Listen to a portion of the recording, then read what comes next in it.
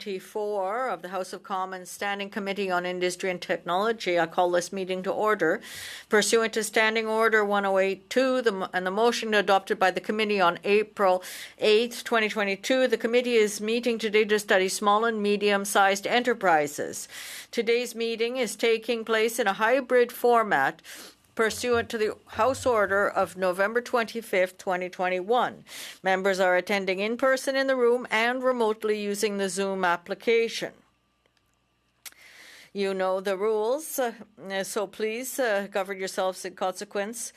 And we have many witnesses here today, and I would like to thank you for being here today, as well as those who are coming by Zoom. We have Edward Iacobucci, professor and Toronto Stock Exchange chair in capital markets, Faculty of Law, University of Toronto. From the Canadian Home Builders Association, we have Kevin Lee, Chief Executive Officer. Hello.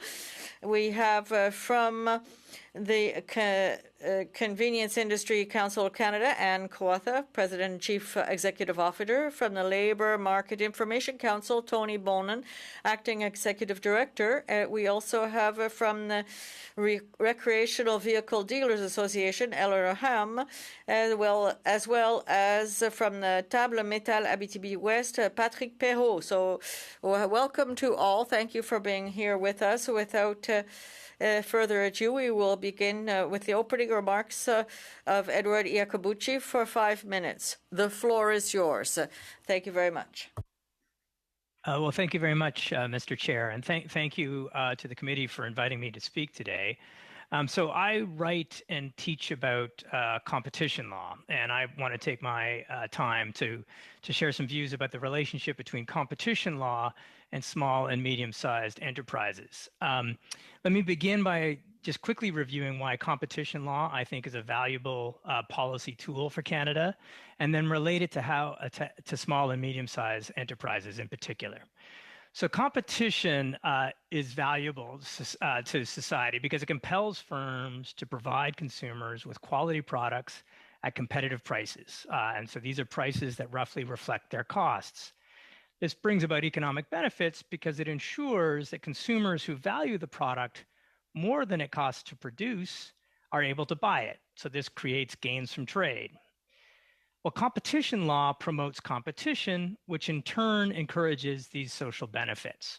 So competition law promotes competition in a variety of ways. Many of you will be familiar with them. I'll just quickly highlight 3 and focus on the third. But the first is it deters price fixing, where competitors substitute cooperation for competition and agree to set a certain price. It deters anti-competitive mergers. So if 2 firms decide to merge rather than compete with one another, this is something that competition law authorities will scrutinize. And then third, it prevents dominant firms from hurting competition by seeking to exclude or limit competition. Okay, exclude competitors or limit competition. So it's the third that I want to talk about in its relationship with SMEs. So competition law accepts that vigorous competition on the merits may exclude some competitors. They just may not be able to keep up with the competition in the market. This is not just acceptable, but kind of an inevitable byproduct of what is healthy competition between firms. So how do we think about SMEs fitting within this framework? Well, SMEs acts by dominant firms that harm competition by improperly excluding SMEs and indeed other kinds of competitors lie squarely within the domain of competition policy, right? So in a case called Nielsen, as an example, there was a dominant firm who signed up both its customers and its suppliers to a series of exclusive contracts. These exclusive contracts made it impossible for an entrant that wanted to come into the market to come into the market. It couldn't get the inputs, and it didn't have anybody to sell to because the dominant firm had signed everybody up to exclusive contracts. So the competition tribunal ultimately ordered Nielsen to stop relying on these exclusive contracts. This was a means to seek to promote competition within that market. Okay, the contracts essentially foreclosed competition by a smaller rival. So protecting competition can indeed protect competitors, but incidentally, the purpose is to protect competition, not competitors. So conventional competition law then would not seek to promote the welfare of SMEs or other competitors as a goal unto itself. Acts by firms that hurt SMEs but reflect vigorous competition on the merits are not and ought not to be within the domain of competition law. So if a dominant firm just happens to have a better product than a competitor, an SME or not, and as a consequence, the SME or the other competitors struggle to compete, that is competition on the merits and is not a competition law issue. Competition law is intended to focus on protecting competition, not competitors. So this focus on competition can help SMEs, but is not the purpose of competition law. Let me just close, though, by saying the idea that competition law has this focus on protecting competition and not competitors does not mean that the law writ large should not be looking out for the interests of SMEs in a variety of different ways. So SMEs may have importance to the fabric of Canadian society that go beyond their relationship with competition. And if that's true, which it could well be, and this committee, I'm sure, will hear lots about this today, then there are other legal instruments that I think are better suited to promoting the welfare of SMEs as a goal in and of itself. So just to take an obvious example, if we want to promote the welfare of SMEs, we could look to tax law to promote that, either with a lower tax rate on small and medium-sized enterprises than on other kinds of firms. Competition law is only one policy tool. I think once we start, if we try to change competition law to seek to protect SMEs, I think there would be a risk that we would end up sacrificing consumers in the form with higher prices in order to promote this goal. I think there are other instruments that would be better suited to promote the goal of promoting the welfare of SMEs, if that is indeed an objective of the government.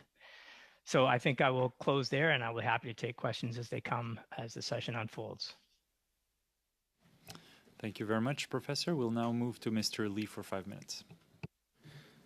Thank you very much. On behalf of the Canadian Home Builders Association, representing some 9,000 member companies in residential construction from coast to coast, thank you for the opportunity to speak with you today. Our membership includes home builders, renovators, developers, trade contractors, manufacturers, suppliers, and various service providers, and all of these members are being challenged by labor and productivity issues. I'd like to start by first speaking about the top issue our association is always concerned about, and that is housing affordability. This is, of course, directly affected by labor and material shortages and resultant price increases. But the biggest driver of house prices in recent times has been the lack of housing supply. The basic economics of housing supply and demand imbalances have been the key driver of accelerating house prices in recent times. Fortunately, Canada's housing deficit of some 2 million homes is now widely accepted, and the federal government has now rightly identified that we need to build some 3.5 million homes over the next decade to catch up. To do so will require doubling of our annual pace of housing starts. The big question is, how do we get there, and do we have the labor to do so? I'll start by saying this. To get more supply online, labor is not our #1 issue. Yes, labor is a challenge, but municipalities are actually at the nexus to unlock the ability to bring more housing supply online. Accelerating and streamlining municipal processes, updating municipal policies and zoning, combating NIMBYism, all of these municipal affairs are the top issues we need to address to get our housing starts up to where we need them to be. And we're hopeful that the new Housing Accelerator Fund will help to start to address these issues. But related to these bottlenecks is, of course, labor, not only for the construction industry, but for municipalities as well. Our construction industry is facing the challenge of about 22% of our labor force retiring over the next decade. But municipal building officials are retiring at an even faster pace. As much as 50% of officials are set to retire in the next 10 years. So part of the solution to labor is also ensuring municipalities can replace departing employees, plus increase staff to be able to do more. Regarding workers that actually build more homes, we recommend a three-pronged approach. Firstly, we must continue all efforts to promote Canadians' to Canadians careers in skilled trades. This includes promoting to young people, their parents, teachers and guidance counselors, and CHBA asks that the government continue all actions to promote careers in skilled trades, including financial supports to companies to support apprentices, like the new Canadian Apprenticeship Service. Our association is continually working to address the trade gap, and government supports of this nature are indeed very beneficial. Secondly, we need to update our immigration system for skilled workers and target permanent immigration solutions. Skilled labor allocations for immigration must be increased, and pathways for temporary workers to become permanent workers are needed. And we know that ESDC is looking at such solutions now, which is critical. Thirdly, and in the direct portfolio of this committee, we need to focus on increasing productivity in our sector. We need more innovations that will enable us to build more houses faster with less people.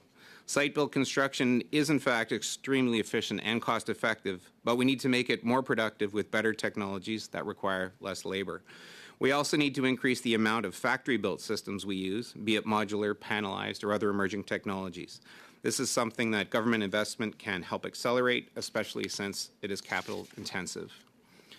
Regarding regulatory requirements and bureaucracy, there is a huge burden on our industry, and there is no doubt it needs to be streamlined to allow the housing construction process to move faster. This must be improved at the municipal level, but there are also elements at the federal level that can help. Many political drivers are now putting pressures on the National Building Code that are causing accelerated change and also risk causing unintended consequences if not properly vetted. There are also code change adoption challenges for industry, and almost every code change increases construction costs. We need to ensure affordability is enshrined as an objective of the National Building Code and all of the standards it references, so that all regulatory changes that are considered look at their impact on construction costs. While the system is continually looking to make codes more stringent, a look at outdated regulations that could be eased is also needed. Regarding supply chain constraints, I'm sure you're well aware of the issues across all industries. Residential construction is no different. I'm happy to talk more about those affecting our industry in the Q&A, but I'd like to point out one emerging issue. A questionable drywall duty is up for renewal again in Western Canada, and it stands to increase yet again the cost of drywall for Western Canadian homebuyers and homeowners when they can least afford it. We need to get our international trade issues in order to ensure they don't make matters worse. Thank you for the opportunity to join you today, and I look forward to answering any questions you may have. Thank you very much, Mr. Lee. We'll now move to Madame Kotawala for 5 minutes. Oh, and I believe you're on mute. Thank you, Mr. Chair. I'm Ann Kalthawala. I'm the President and CEO of the Convenience Industry Council of Canada, also known as CICC, the Chief Advocate of Canada's convenience supply chain. The study that you have undertaken to explore the challenges facing small and medium-sized enterprises is critical as we emerge from the COVID-19 pandemic.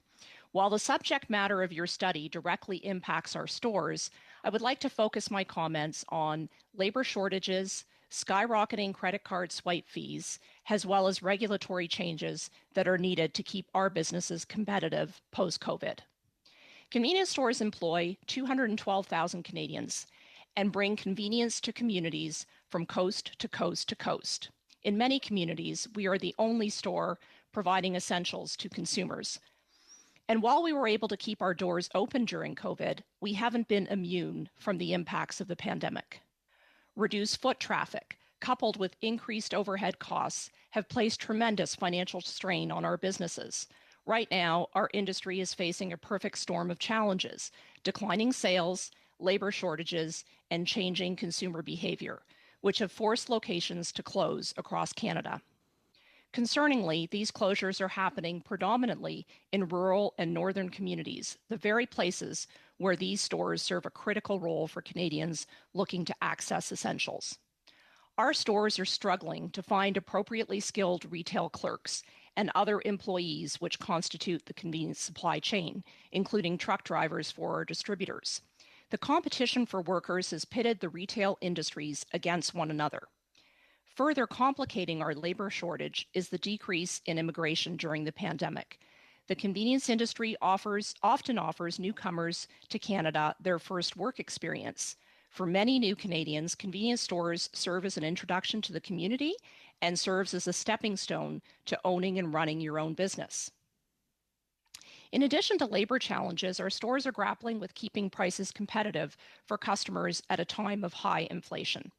Keeping prices modest becomes more difficult as the cost of doing business continues to rise. A practical example of this added cost of business is Canada's high credit card fees, which continue to penalize small and medium-sized businesses. The use of credit and debit cards has never been higher. Our members already experienced exorbitant interchange fees before COVID-19. Now, the move to touchless payments and increased credit card usage during the pandemic have resulted in even higher costs for our small businesses. After real estate and payroll, interchange fees are the third highest cost of conducting business. While other countries, including Australia and the EU, have capped their rates, Canadian small businesses continue to pay exceptionally high fees. Credit card fees range anywhere from 1.5% to 4% per transaction. This is in comparison to the EU and Australia, which has capped rates at 0.3 and 0.5 respectively. In a recent survey, CICC asked our retailers about their awareness of the 2015 and 2020 voluntary commitments by credit card companies and whether they saw any changes. The response from our membership was unanimous. Any cost savings that may have occurred have been eroded by the introduction of new fees introduced by banks and/or processors. Companies are simply just passing costs directly to the merchant through new fees. Our small and medium-sized businesses really need action on this. It has been long promised, but not delivered, and our stores would stand to save tens of thousands of dollars on average were fees to be reduced. With the cost of everything on the rise, this is just not an important action for businesses, but for consumers. Speaking of rising prices, I'd be remiss not to mention the unlevel playing field our small and medium-sized businesses are on when it comes to the retailing of tobacco products in Canada. The unregulated sale of illegal tobacco continues to undermine the legal retailing of these products, which impacts our stores, but also results in lost revenue to government as taxes go uncollected on these products. Increased investment in enforcement and federal-provincial coordination is required. Lastly, the federal government can also support small and medium-sized businesses by adopting smart regulations that take into consideration the impacts that will be felt at the retail and store level. Forthcoming regulations, for example, around energy drinks, as well as legacy commitments around front-of-pack labeling, have a direct impact on our retailers. Involving Canada's convenience retailers in the development of these regulations, rather than consulting them after they've been developed, would help provide some predictability to our businesses. In closing, Canada's small businesses are at a critical juncture. COVID has shown that we need to create an environment that will help small businesses meet the needs of Canadians in a post-COVID-19 environment. When local convenience stores are in peril, it has a ripple effect. It impacts tourism, it hurts communities, and it reduces the amount of tax dollars collected.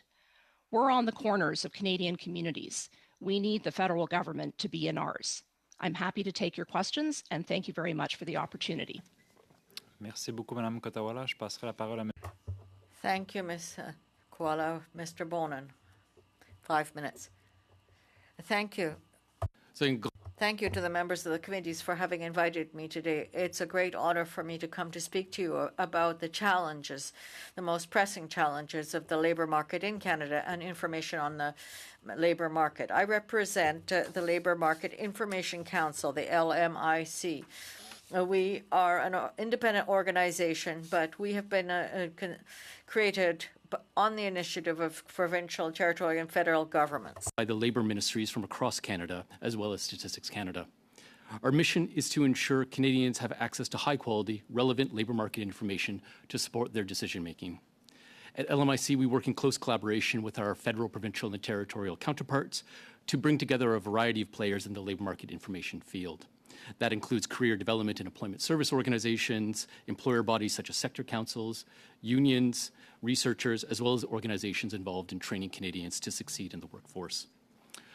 I suspect that labour market information is probably not part of your daily vocabulary as it is mine, so I'd like to explain a little bit what I mean by this.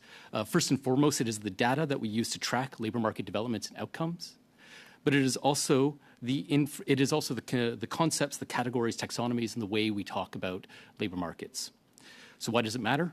Labor market information helps us tell the story of what's really happening in the world of work. It enables us to get beyond anecdotes and conjecture into quantitative, data-driven assessment of current reality and a more accurate picture of what to expect in the future. So let me turn now to what is the top priority in labor market information, labor market issues today, and a big concern, of course, for small and medium-sized enterprises, although the data is a bit lacking for them. And that is, of course, labor market tightness. There's little doubt that we're facing the tightest market in decades. The share of core age adults working, those between 25 and 54, is the highest it's ever been. Unemployment is at the lowest it's ever been, essentially. And as I'm sure you all know, job vacancies have skyrocketed as we've emerged from the pandemic. According to Statistics Canada, vacancies are roughly 80% higher now than they were pre-pandemic. Now, I have no doubt there are many businesses facing labor shortages. However, we avoid describing the current labor market conditions as generally and necessarily beset by labor shortages, and that's for two reasons. First, there's no common definition or way to measure labor shortages. So, for example, the latest data shows that there's about 1.5 unemployed people for every job vacancy. But of course, it would be unrealistic to say there's not a shortage because we have more people looking for a job than openings. That ratio, 1.5 of unemployed to job openings currently, is the lowest it's ever been, and even lower in provinces like Quebec and British Columbia. Secondly, and more important, there's a critical distinction to be made between labor shortages and skill shortages. At LMIC, we define labor shortages as a lack of applicants, a literal lack of bodies coming through the door. And there's, in past months, been many stories and anecdotes describing that very situation. Skill shortages, in contrast, is when there is a job opening and there are applicants, but the employer cannot find a candidate with the sufficient experience and skills, education, and so on to fill that role. We're a small organization. We have faced challenges numerous times trying to attract diverse talent over the past 4 years of our operation. But as a labor market information challenge, the problem here is that labor shortages and skill shortages appear the same in the data. It's a vacancy in the survey. It's a job posting in the online job posting data that we leverage and work with. But despite these two challenges appearing the same in the data, the policy challenges and potential solutions are markedly different. Labor shortages require responses to entice more applicants, maybe that's higher wages, better work conditions, or to increase the available pool of labor. Skill shortages need to be addressed through primarily training and education systems, and that presents an implementation challenge because to scale up programs or to shift the direction of training requires time to implement, and by the time newly skilled workers are brought to market, there's a risk that the labor market needs have shifted by that time. I think we are definitely facing both labor and skill shortages. I can explain why with some key data points in the question and answer period, but I would like to say simply that right now, in preparation for this meeting, I tried to dig up some specifics on small and medium-sized enterprises. And on vacancy data and with job posting data, we have a lack of information on that. We're working with our partners at Statistics Canada right now to see what we can dig up to try and share with the committee because it's an important topic, but don't have any specific data and insights on that now. Finally, I want to close by cautioning members that given the current macroeconomic conditions and shifting policy stance by central banks around the world, that the situation we're currently facing might change dramatically in the coming year or two. There's a big risk of a global slowdown in growth and potentially a recession that could reverse the labor market tightness we are concerned with today. And if we have learned anything from the past 2 years, it's just how rapidly labor markets can change, both in terms of plummeting and rebounding. We therefore need to be thinking about long-term strategies to support evolving and dynamic systems of training, education, and employment matching services to meet the needs of employers in every province and territory. Merci. Merci beaucoup, Monsieur Bonin. Je passerai la parole. Thank you, Mr. Bonin. We will now go to Eleanor Ham for 5 minutes. Good afternoon, and thank you for having me here before the committee today representing the Recreation Vehicle Dealers Association of Canada, otherwise known as the RVDA. The RVDA is a national volunteer federation of provincial and regional associations and their members who have united to form a professional association for all businesses involved in the RV industry. In other words, we represent small and medium-sized businesses across the country. Our core objective is to bring together and represent retail businesses and provide support to promote the welfare of Canadian RV dealers and maximize the potential of the industry for the benefit of all Canadians.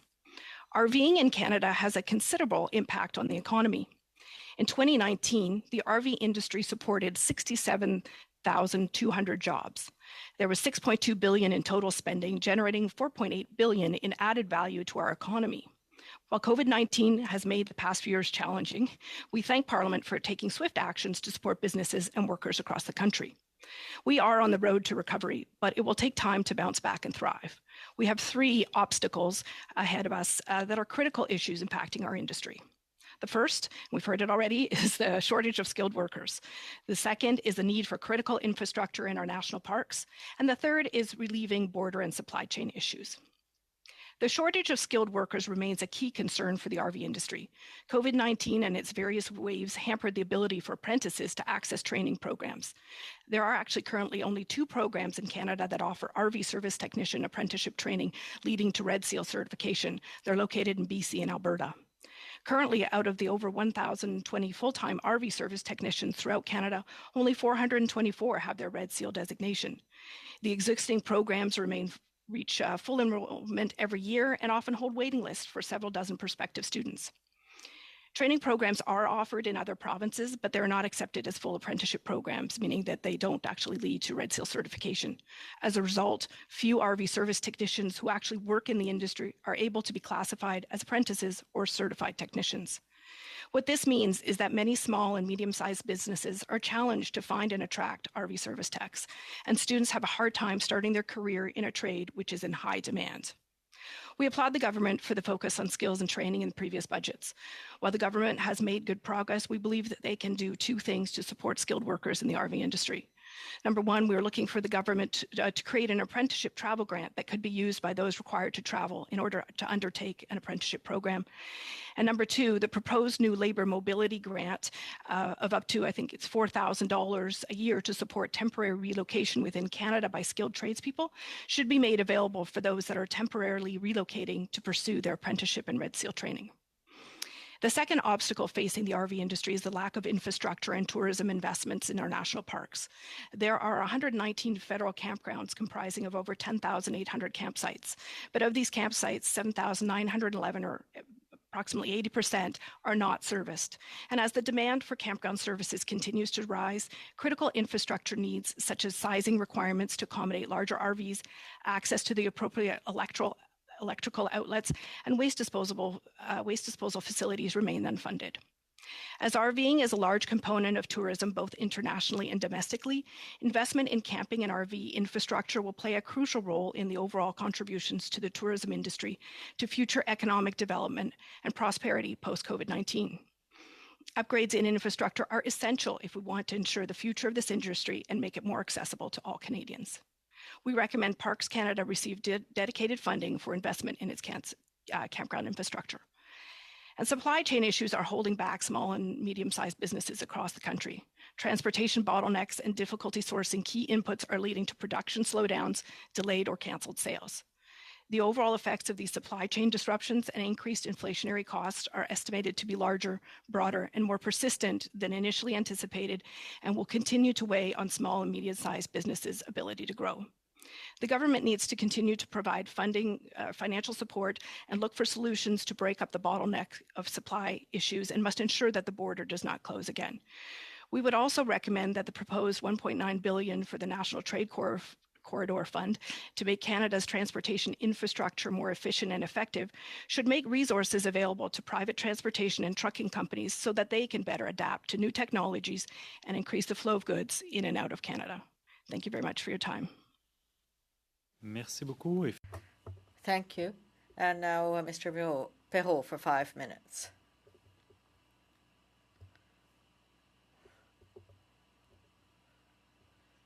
I think there's an issue with the sound. We don't hear you, Mr. Perrault.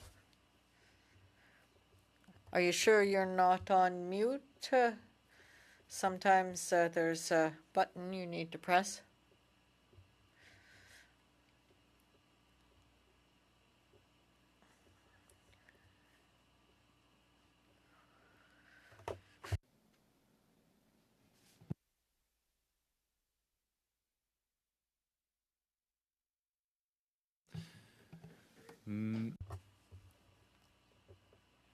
Mr. Perrault, I think possibly there's a problem with your headset.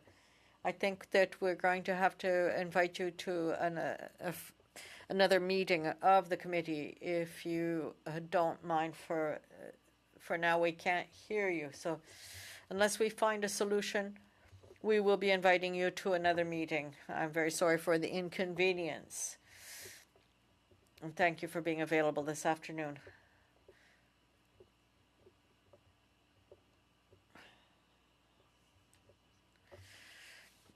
We now have Madame Gray for the first 6-minute round. Chair, and thank you to all of the witnesses for being here today. I'd like to start with Ms. Kalawatha of the Convenience Industry Council. And you had mentioned in your opening statement about merchant credit card fees, and actually I was really shocked when you had said that it's the third highest cost of conducting business in your industry, and you'd mentioned that there has been an increase in the credit card usage that has taken place over the pandemic, and so the fees have even increased a lot more for your members. So I wanted to ask you, with changing consumer behavior and seeing that direct delivery, for example, like Uber Eats, not to single them out specifically, but just, organizations like theirs and others, that people, those are all credit cards that people would have to use in order to get those products. And of course, there would be the merchant fees plus the fees that those companies take, which would also cut into their margins. So is this a new way of doing business, and is this impacting your members? Is this one of the ways that credit card interchange fees are impacting them? Yes, thank you so much for the question, and you're absolutely right. And that's why we are flagging it, and we are so concerned about it, because we have seen that consumer behavior has changed in a number of ways. As we'll all recall, at the beginning of the pandemic, we didn't know if COVID could be transmitted by touching things, so people really steered away from using cash. And we all know that consumers like their credit cards. They want to get points for travel, and we understand that that's important. But somebody ultimately has to pay for that. And our point is that shouldn't be on the backs of merchants. So we've talked about this issue for a long time. And we really feel that it is at a crisis point whereby we really need to see action. Because the voluntary code is not sufficient to really help out these small and medium-sized businesses. Great, thank you. And we know that in budget 2021 that the government had said that they would reduce these fees, but this year, in this budget in 2022, they again had said that they were consulting, but we haven't seen any action. So are you disappointed that there's no action on these fees yet that were promised last year?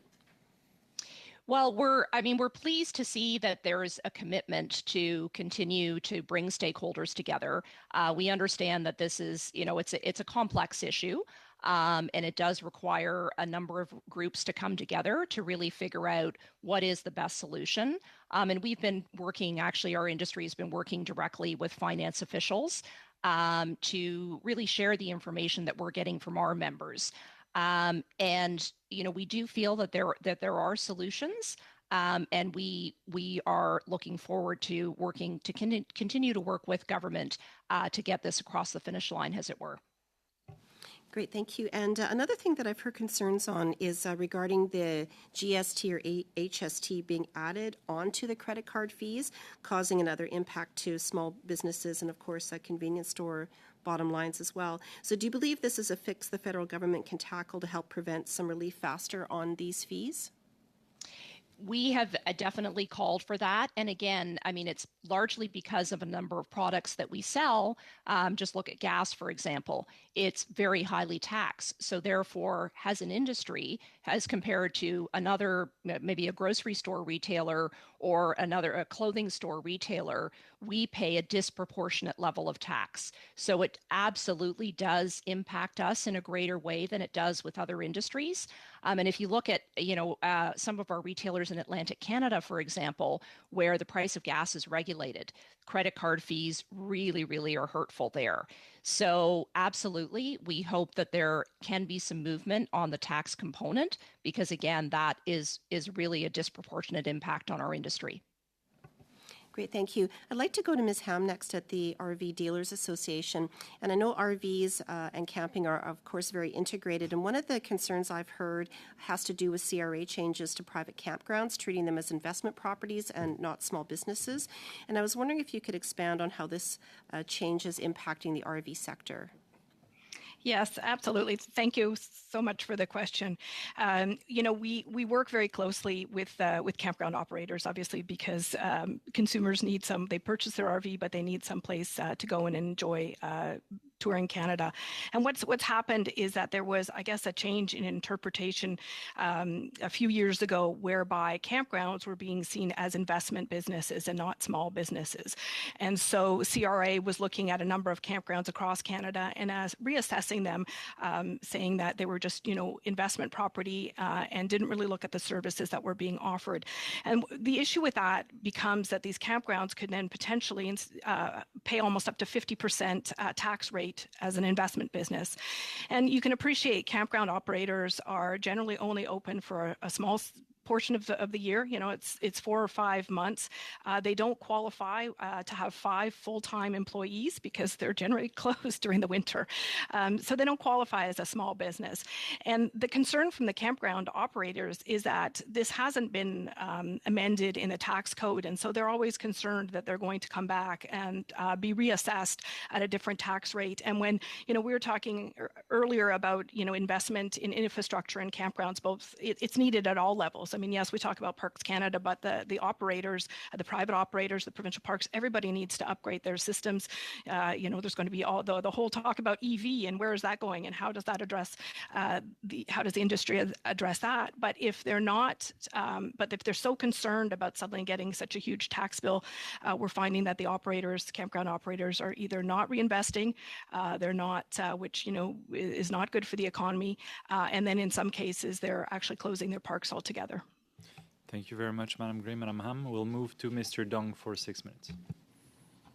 Thank you very much, Chair. I want to thank all the witnesses for coming today and share their insights.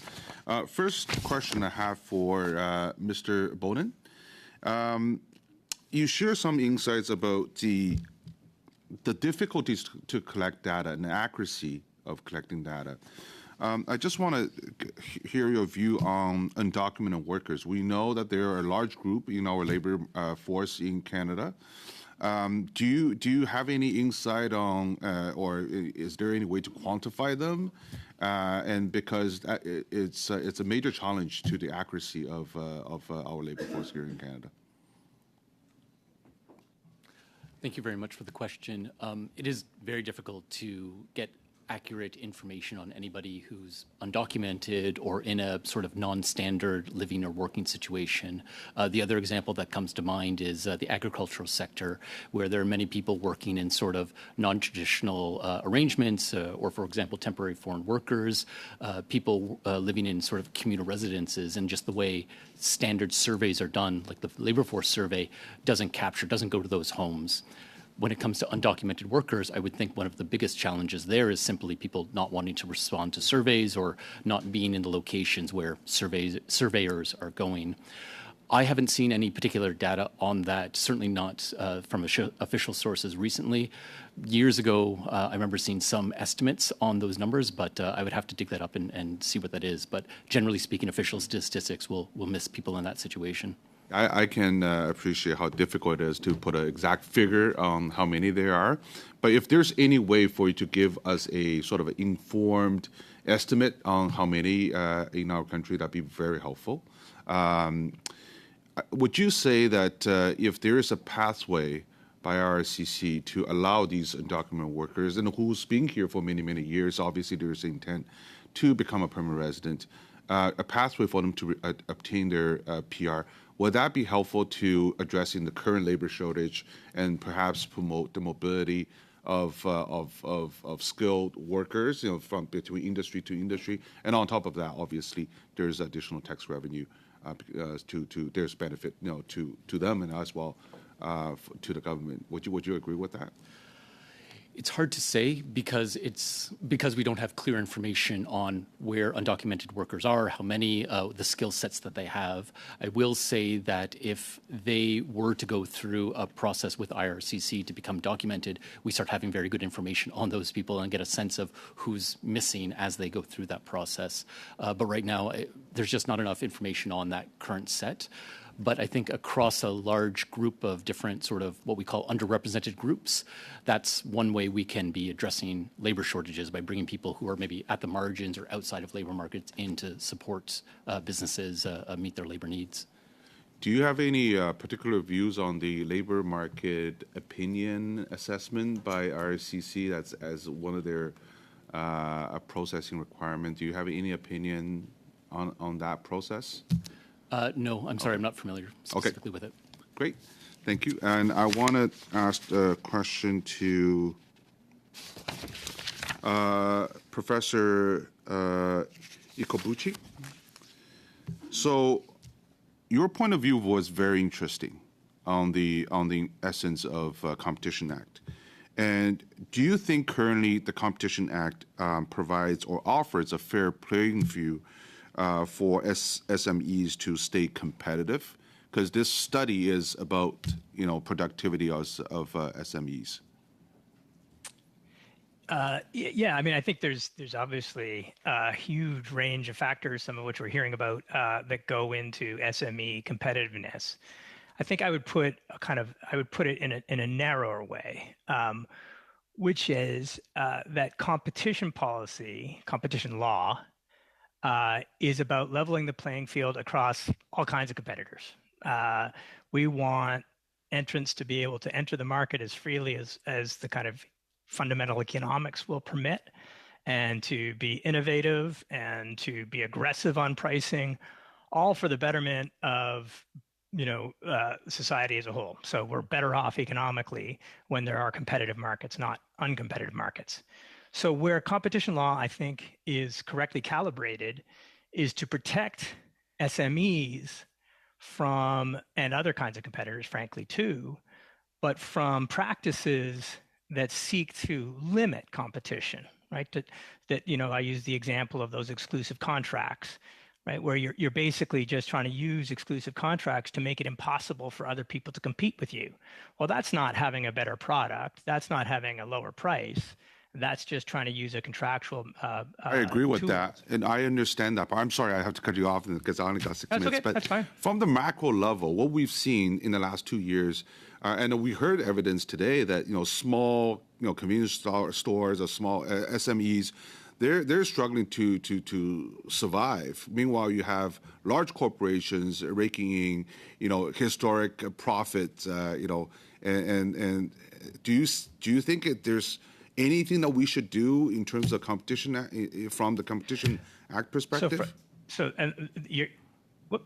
There's feedback here, but your last point is the key one. From the Competition Act perspective, there may be lots of things that are appropriate to do, and we're hearing some now.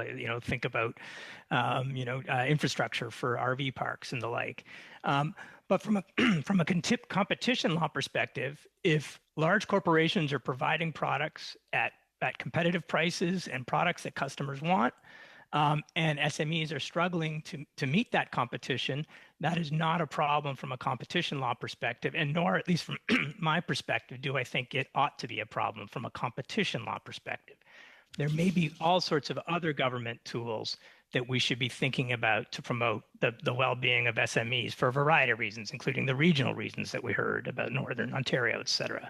So, but it's not a competition law issue in my view. That's a very interesting perspective. And on that note, Mr. Dong, I'm sorry. On that note, we'll have to move to Mr. Lemire for 6 minutes. We're so far Your on the time is up. preamble. I'm sorry about that. I missed my chance for the question. Monsieur Lemire, la parole est à vous.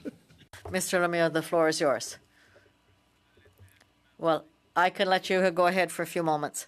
Finish off your thought. I was going to go to Ms. Kothawala, because the study is on the productivity and also addressing labor shortage with SMEs. So, but with the professor's explanation, what's your point of view? Like, do you think that there's a need to look from the Competition Act's perspective, from the government regulation perspective, to as opposed to a simple tax cut. Is there any way that we can, from those perspectives, to help your industry and SMEs abroad? Not abroad, sorry, broadly. I think from our perspective, the issues that I raised are the levers that we think that government can use to address the fundamental problems. And those are addressing credit card fees, helping and looking at a number of ways to address labor shortages, and ensuring that we have smart regulation and that industry is consulted when new regulations come into force. And I think those are the three key levers that we would say will be helpful for our industry.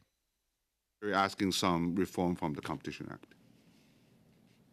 Yeah, we haven't really weighed in on the Competition Act. I don't think that that's necessarily relevant to our industry. I want to say thank you to Sebastian. Thank you, colleague. Merci. Thank you.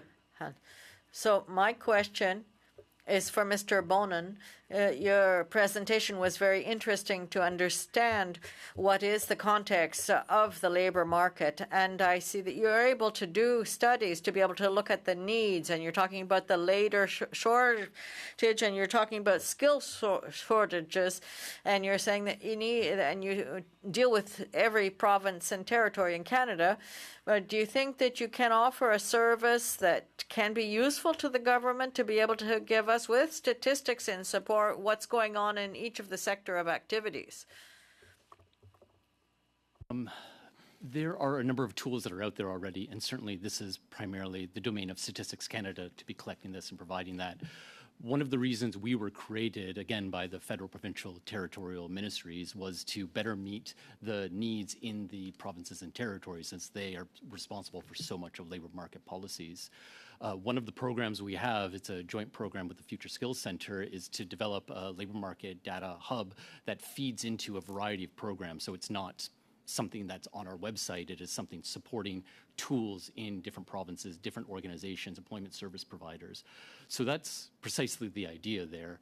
Ideally, we also partner with sector organizations, as they have a lot of detailed information on what's going on in their sector, and integrating that with sort of the official data with that StatsCan collects, which is limited in a number of dimensions, just because of the realities of collecting data.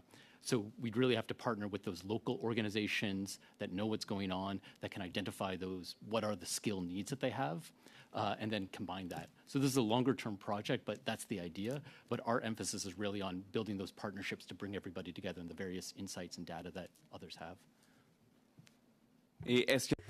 And have there been requests made of Statistics Canada to be able to access the knowledge about the context in different regions of Canada? Demand. We work very closely in partnership with Statistics Canada to identify sort of what the labor market information needs are of various organizations, right? They're focused on delivering that data, that information out there, but we help them identify what's sort of missing and relevant. I mean, this committee is a good example of that, that the job vacancy survey doesn't have cuts by firm size or enterprise size. It's one of the things that we are working with to extract with them, because in theory, it's potentially available in that survey. And so that's a labor market information need that I wasn't aware was out there, and then we can work with them to try and fill that gap. Because in Quebec, we have our labor ecosystem that was created with the government of Quebec. So we have different councils and different sectors, labor sectors, and studies have been done on the situation on the labor market. And one of the things that we've noticed, and I think it's similar in other provinces, there's a heavy administrative load, especially when it comes to foreign workers. And Mr. Dong was speaking about it earlier. So in that context, it can take months before they're able to get access to workers, workers for whom they've invested sometimes tens of thousands of dollars. So I see maybe your organization might have an opportunity to be able to increase your mandate by seeing how we could accelerate this process, because we need to. It's a one thing to identify the labor shortage, but I think maybe you would be very helpful in bringing rapid solution ideas for solutions. C'est une bonne question, une grande question. That's a great question, and there are a number of factors that we sort of play at, which is one is trying to identify the best practices in different provinces. And indeed, I would agree, Quebec has a very advanced sort of ecosystem of organizations. I mean, of course, Institut du Québec collects its own information as well, but I would say this is a common challenge across provinces, that there's a lot of information held by it could be workforce planning boards, it could be employers, it could be those bringing people in from abroad, what have you. And that information is out there, but it's not being collected and being leveraged. And that is exactly something we want to work towards. But again, we're a small organization, so our role is really bringing those players together and sharing the best ways to do that. Et ce qui est intéressant, c'est comme la... What's interesting, it's a provincial competency jurisdiction. Pour 6 minutes. 6 minutes, Mr. Mass. Thank you, Mr. Chair, and thanks to the witnesses for being here. So Canada actually has a voluntary code of conduct for the banks. It's basically proved as useless as a glass hammer. And we see now the repercussions taking place with regards to the fees. And I question the BDC about this. The BDC has been historically the bank of last investment when the private banks have not provided the leverage or the borrowing rates for SMEs, and asked them about why they haven't actually looked at a credit card policy or credit card fee processing policy. So I'll start with Ms. Kowaltha. Do you think your members would take an uptake on the BDC if it provided a low cost program for service fees similar to what's enjoyed from many other developing nations, because we're getting totally fleeced, and it's actually inefficiency in the economy because the profit margins on transferring funds is not where the real work is being done. It's being done in your stores and the supply chain issue that you're facing. Oh, you're on mute.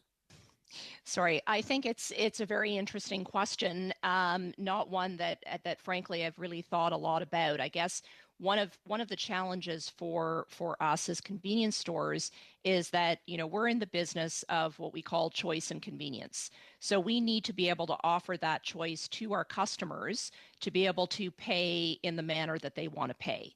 And so we recognize that there is, you know, value in them using a credit card for them. There's value in them using a credit card. Our challenge, of course, as you said, you know, the voluntary code of conduct has not achieved what it initially set out to achieve. And what we found is that, you know, the fees are now, it's not just about the fee, it's about people finding other ways in part of the sort of payments ecosystem, if you will. They're just passing down the costs, and ultimately it's on retailers' backs. So be happy to sort of explore that idea a little bit further. But, you know, just on first blush, I guess we would still have to accept other credit cards because that's what our consumers want to use, right? Sure. No, and that's actually, we've seen the battles with Walmart and others that have gone, you know, front and center on some of these things to address it. So it is. But what the BDC could do, and it was interesting because I had just thought up that idea on the spot when we were having committee, and it turned out that they don't even know when they actually canvassed their own users of the BDC about that issue, and they couldn't even tell me a date for it. And so what's amazing about this is, as we all struggle with higher prices for gas costs, supply chain issue, shortage of personnel and staff, and so forth, the credit card industry and these fees have not been subjected to those costs. Like, they have not been affected, but their profit margins are enormous on that. And they've even actually enjoyed government largesse through MasterCard, for example, getting a $50 million government grant to actually do security things that they could have done. So I guess what I'm getting at is that, do you think there'd be a serious look at this if there was another product out there, similar to as credit unions got into credit cards and so forth and lowered their interest rates and consumers had a second choice? Do you think that, you know, small and medium-sized businesses might actually look for a product that's a little bit better regulated? They well might. I'd obviously need to talk to my members to, but it like I said, I would certainly an idea that would be worth exploring. Okay, and if I could go to Mr. Iabuchi, please, with your background, what's your perspective on competition in the banking sector and products like that? I mean, I'm really, interested in what you feel about that. I find that our financial regulation industry has not been sufficient to either deal with the competition or lack thereof. And that's actually the same as collusion, just don't have competition. And that's just my perspective, but please, yours would be appreciated. No, a bunch of thoughts. One is, and it's very difficult to kind of, for me to feel confident about saying whether there's competition, vigorous competition in market, soft competition, collusion, something else going on. So I'm not going to comment on any particular industry, including the banking industry. I do think that there's a kind of modesty to competition law that that I've sort of been describing already, but here's another way in which there's a kind of modesty to it, which is this. Some markets are not going to be able to support many players. Let's suppose there's either scale economies or regulatory barriers to entry, which may well be relating to financial services. And so there may be circumstances where there aren't a lot of players in a particular market. And if that's true, then it's kind of unsurprising that the firms take each other's conduct into account. That is, they say things like, well, boy, if I'm really aggressive on price, what's my rival going to do, right? They're probably going to be aggressive on price back. So you know what? There's a small number of us. Why don't we just kind of carry on quietly and not be that aggressive? That, I think, is a very real concern in oligopoly situations. It's not something that actually competition law does a very good job of addressing. Because competition law looks for specific kinds of practices that exclude competition, right? But it doesn't look to the exploitation of what economists would call market power. So if you end up being in a position where you're somewhat insulated from competition because there aren't that many firms, and so you can charge a price that's a little higher than your costs, competition law is not price regulation. Competition law tends to steer away from that. So I think if you do find yourself in a position like that, and there's an industry of public concern, competition law is probably not going to supply the right kinds of answers. It's not institutionally equipped to do things like price regulate, but there may be other kinds of institutions that are better equipped, or maybe other institutions could be created, right? So I think the modesty that I'm calling for in this one little space, competition law, need not extend to the law more generally. I think there's hard questions to be asked and answered, but my point is really just kind of an institutional policy instrument choice. Thank you very much, and thank you, Mr. Chair. I know I'm out of time. Thank you very much. We'll move to Mr. Williams for 5 minutes.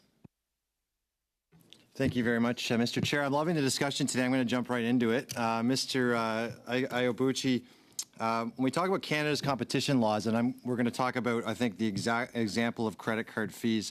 Europe, it seems the EU took on the credit card companies, and they enacted legislation that allowed those credit card fees to be capped at 0.3 and 0.5%, including swipe cards. Is Canada's competition law, is it capable of legislation coming from our government to enact the same kind of legislation to cap those fees here? Let me, I think that's not a natural for competition law. Competition law doesn't regulate prices.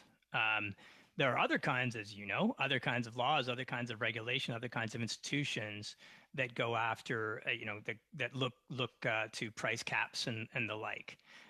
So that's the first point. The second point I would say is what I said earlier to Mr. Mass. I don't have I'm no expertise on whether the price cost relationship is out of whack in the credit card company. That's not something I would speak to.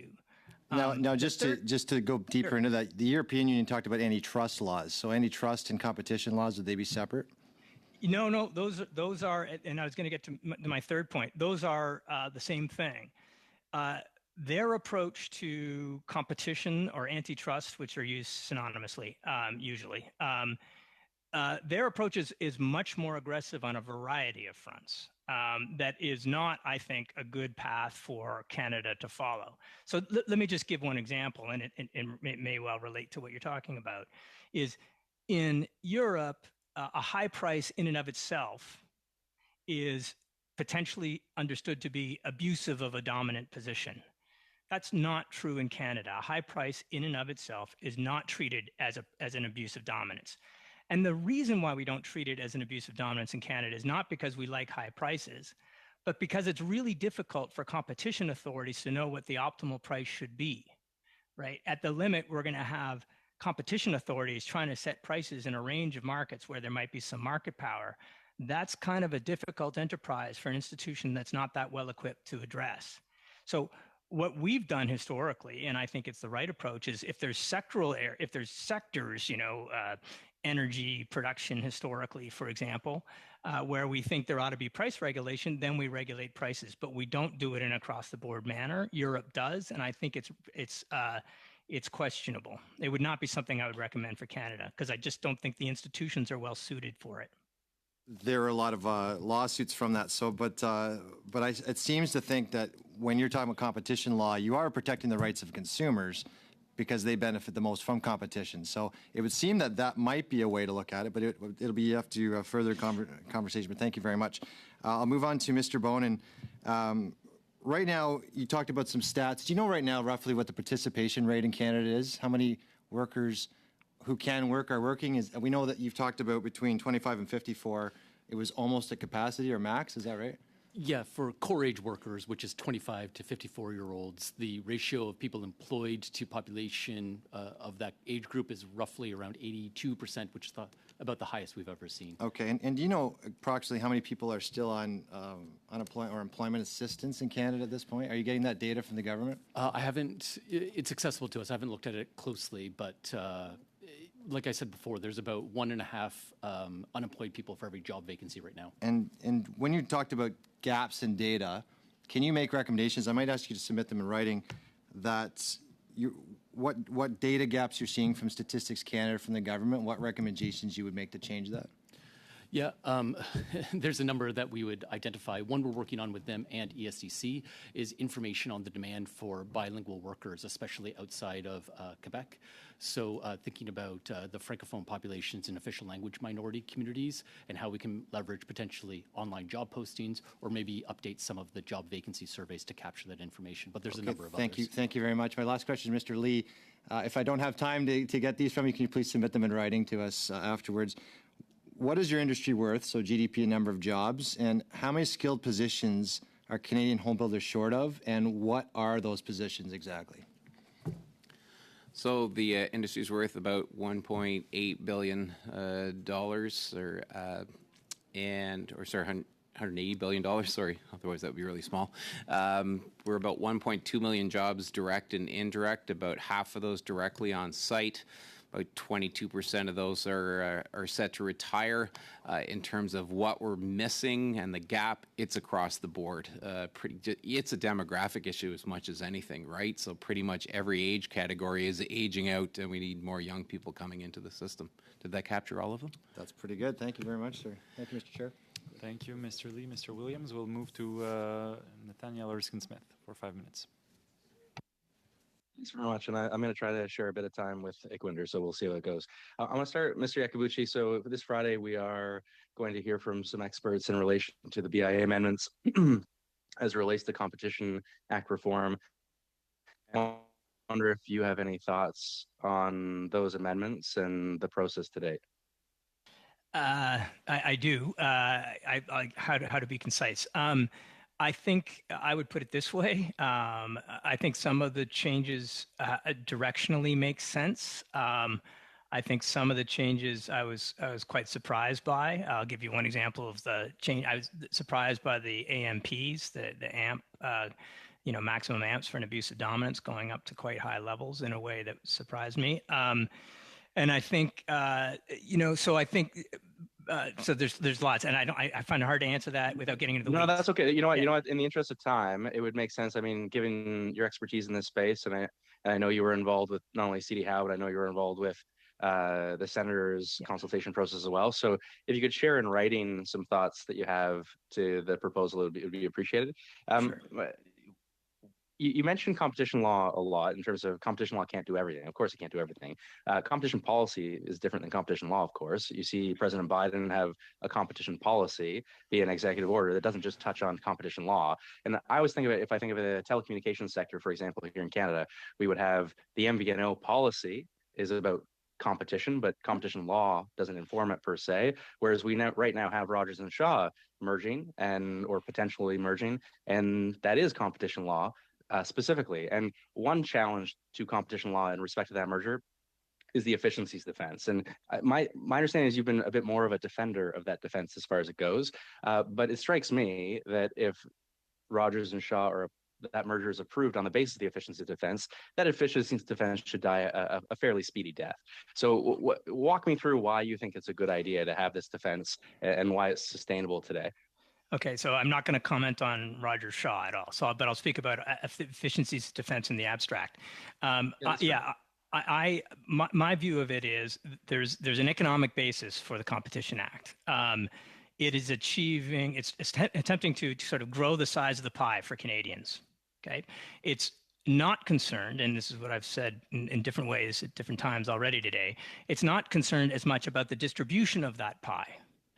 And so the concerns about the efficiency defenses, it sounds like you're quite well familiar with, is that, maybe you'll grow the size of the pie, but it distributionally looks unattractive because maybe jobs. No. So pause, because actually that's not my challenge to the efficiency defense. My challenge is that the prospect of economies of scale and the prospect that you'll see efficiencies that will not only increase profits, but also potentially reduce prices because you're producing those efficiencies. What we've seen in practice, and this is what I've got in front of me, John Quokka, a competition policy expert, analyzed over 3,000 mergers and found that in mergers that led to 6 or fewer significant competitors, prices rose in nearly 95% of cases. And it strikes me in a country of oligopolies like Canada, we have to be especially concerned about further consolidation and that the efficiencies don't ultimately, in practice, translate to lower costs for consumers. Well, there's two things. I mean, we're also a smaller, medium-sized country where scale economies are going to be more difficult to come by in domestic markets. So that's a consideration. The other consideration, when you look at those big studies, that actually I think is the wrong set of studies to look at when it comes to evaluating the efficiencies defense. In order to, I have some problems with the way the law has been interpreted, and I won't get into those. But I would say this. The right question is, when efficiencies have been proven in a tribunal proceeding or proven to the satisfaction of the Bureau of Competition Policy or Competition Bureau, when they've been proven, are they realized? That's separate from these broad scope studies would look at efficiencies where they haven't gone through any kind of legal vetting, right? It's an announcement by a firm saying this is one of the reasons we're merging. We think we'll realize efficiencies. Somebody ex post facto says, no, you didn't. This is a very narrow subset where you've actually putting their feet to the fire. And I think the law could be more clear that it's up to the firms to prove that the efficiencies are likely to come about. That would be a different, I think, sample from the sample that you're quoting. And how do you square that with someone like Professor Larkin, who came before our committee and said, Canada is increasingly seeing consolidation. You're seeing fewer IPOs and increasingly we're seeing mergers. And that consolidation broad effects mean higher prices, mean worse innovation, and mean less burden in terms of research and development and business expenditure. So in the broad context of Canada's economy, isn't that kind of consolidation something we should want to avoid? Again, two things. First, I'd want to make sure I want to know those studies. I want to get into the weeds of those studies because they often rely on things like industry codes, which are not the same thing as markets. So I'm not denying it, but I'm not sure from what I've seen. Okay, I think there's competing views on that. That's point A. Point B, I think it's also, if we're thinking about competition law, I take your point. There's lots of ways in which we can influence competition outside of competition law. But if we're looking at competition law's impact, I think that even if there were a trend towards more concentration, I want to be interrogating whether competition law and its enforcement had anything to do with that or not. I worry sometimes people go down a chain of reasoning too quickly from, first of all, there's increasing competition or increasing concentration and profit margins, and this is the result of a failure of competition law enforcement. I think both of those steps are contestable. I'm not saying that they're not there, but they're contestable. Thank you very much, Professor Iacobucci. We'll move to Mr. Lemire pour 2 minutes 30. Merci, Monsieur le Thank you, Mr. Chair. I was in Alma, Lac Saint-Jean, and Mario Simard and Alexis Bruel-Dussin was there. And we were looking at we had a big meeting on labor shortage, and there were people from civil society, there were agricultural sector, community people, and we were looking at how we could deal with the labor shortage problem in the region. It's a real challenge. Sometimes the programs are not really adapted to the reality on the ground. And we need flexibility. One of the issues, and it was brought up, was that skilled workers, how can you bring people who are retired, people that do have all that experience, how can you bring them back into the labor market? And you were saying 22% of people were retiring. Would there not be other types of fiscal measures or other incentives so that workers, these experienced workers, would have an advantage to work? Do you think that would be helpful in the construction industry to have access to experienced workers? So over the next 10 years or so? There we go. I believe we're going to have all kinds of solutions. We're going to need to have workers who can move around for sure. I think in most cases we end up with people wanting to stay in places permanently, though, and that's an important part of the process. We need harmonization of skilled trade credentials so that you can move throughout the country. And we did see that as a problem at various times when we had low employment rates in Atlantic Canada, but a real need in Alberta during the boom and in every area, and not being able to move around the country was really important. And the ability to assess not only the current situation but future situations in terms of labor market information is really important. We were talking about it a little bit before we started.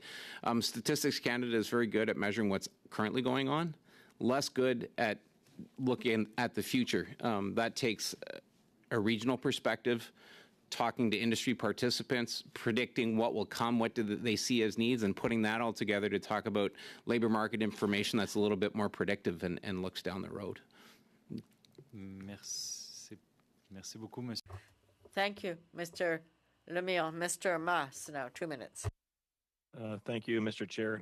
And apologies to my committee colleagues. I'm asking another border question. This is to Ms. Ham with regards to the challenges you're facing. Can you get a little more detail as to what's taking place? Even before COVID, there was ongoing issues with the border. Trying to get a safe border task force going. This is actually an idea from the Canadian U.S. Border Alliance and others.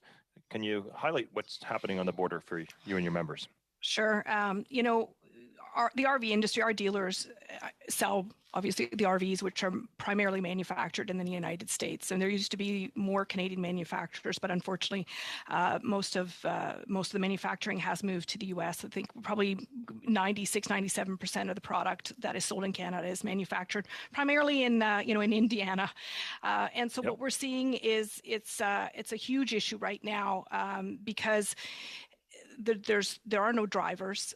Most of the drivers that would be bringing product that are coming into Canada, if they're Canadian drivers, they tend to be vaccinated, but they tend to be one truck bringing one RV. The multi-drivers that have the flatbeds with the several units tend to be more on the U.S. side, and Indiana has a very high population of Amish people, and so for reasons they choose not to currently right now get vaccinated. So that's been an issue.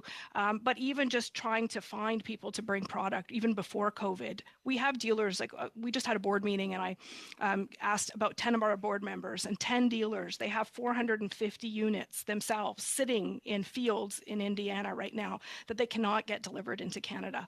And so that's only 10 of them. We have about 400 dealers across the country. So you can imagine these units have been shipped, they've been built, they're sitting in the fields, they've been invoiced, the dealers are are spending, already being charged interest on them.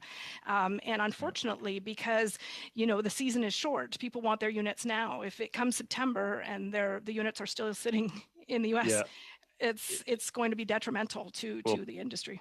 Hopefully part of our solution actually can be a domestic manufacturing policy, because as micro trailers are just taking off like there's no tomorrow, and the innovation's incredible. So thank you, Madam Witness, and thank you, Mr. Chair. Merci beaucoup. Je passe. Thank you. We'll now go to Mr. Deltel for 5 minutes. Thank you, Chair. Ladies and gentlemen, welcome. I would first like to look at the question of labor. Mr. Lee, you were talking about harmonization between provinces earlier, and that the question of fluidity of workers, that they may move from one province to another. In construction, home building, there's the question of the building code, and each province has their codes, and they have. So that creates an obstacle between provinces to be able to move from one, both for products as well as for workers. And you have to deal with these building code problems and with the different provinces. So what would you suggest to facilitate fluidity of workers and harmonization of rules?